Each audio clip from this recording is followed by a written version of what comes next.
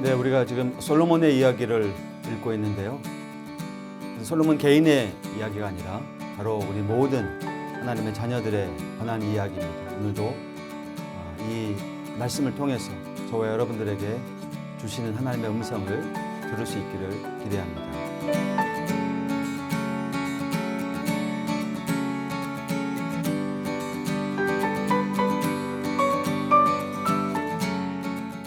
성도 여러분, 솔로몬의 가장 큰 업적이라 또 말할 수 있는 우리 성전의 건축, 또 왕궁 건축에 대한 언급을 이제 마치고 이제 8장에서 그 외의 솔로몬의 업적들에 대해서 조명합니다.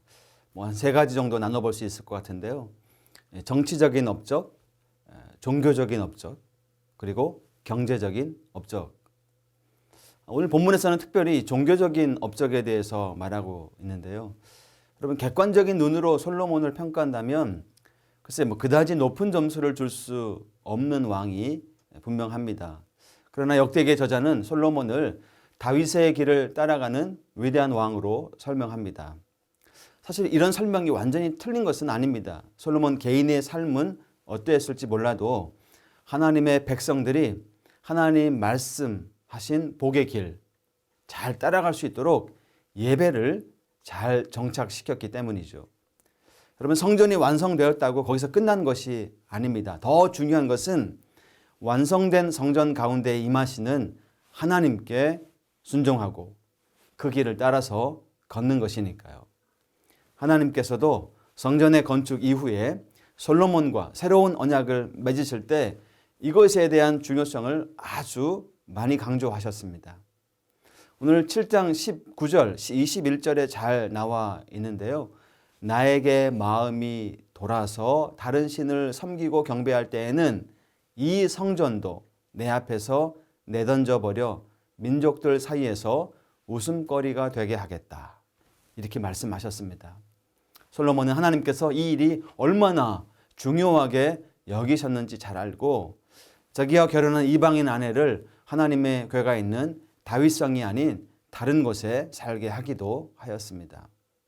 또한 백성들이 하나님이 원하시는 모습대로 질서 있는 예배를 드리고 잘 유지할 수 있도록 애를 썼는데요.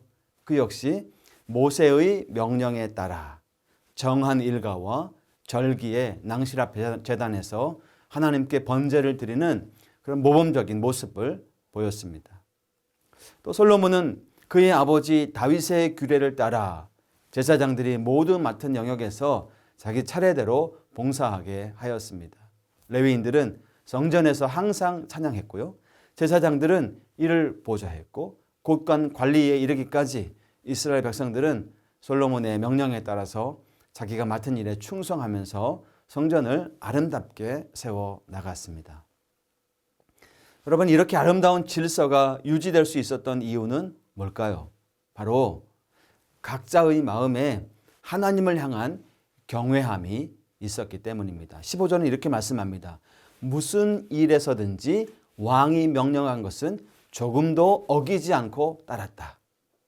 여러분, 예배를 향한 솔로몬의 진심을 알게 된 이스라엘 백성들이요, 하나님이 세우신 왕의 말에 순종하면서 그것을 옳은 길로 여기고 따라갔다는 것입니다. 여러분, 이 말씀은 솔로몬의 종교적인 업적으로 언급하고 있지만 성전이 누구 한 사람의 힘으로 유지되지 않는다는 것을 이해한다면 우리는 여기서 중요한 포인트가 뭔지를 분명히 알 수 있습니다. 하나님께서는 성전을 누구 한 사람의 성전이 되지 않게 하신 것이죠. 대신 공동체를 통해서 성전을 세우게 하신 것입니다. 성전은 공동체를 통해서 질서를 따라 아름답게 유지가 될 것이에요. 여기서 유지라는 말은 여러분, 하나님과의 관계를 의미하는 것입니다. 각자에게 맡겨진 사명, 영역에서 각자 하나님께 순종하면서 질서 있게 나아갈 때 이 성전이라는 공동체가 아름답게 유지되는 것이니까요.